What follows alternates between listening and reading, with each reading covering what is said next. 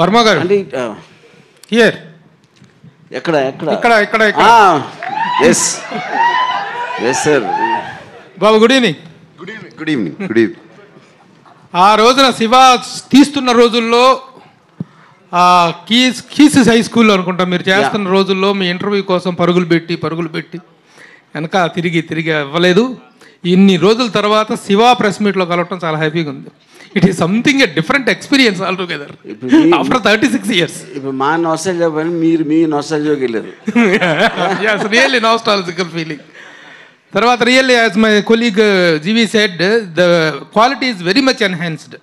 The music really చాలా బాగుంది. కొత్తగా కుక్కల అరుపులు అక్కడ జాయిన్ చేసినట్టున్నారు. నువ్వు అన్నీ ఉన్నాయి అయ్యో అప్పట్లో ఇంత ఇదిగా లేవు.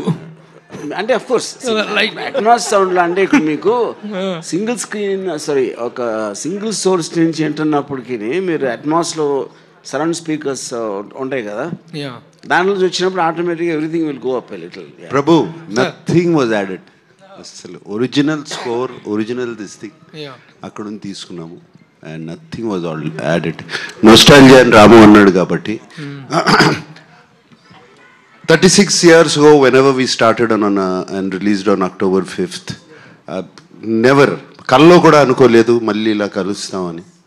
అండ్ కలిసి దీనికి శివాకి ఇంకా ఇంత ఆదరణ, ఇంత ద కల్ట్ ఫాలోయింగ్ ఉంటుందని కల్లో కూడా అనుకోలేదు. ఇట్స్ స్టిల్ వెరీ, నాకు చాలా సర్రియల్గా ఉంది, కొత్తగా ఉంది అసలు ఇది ఇలా కలుస్తాము.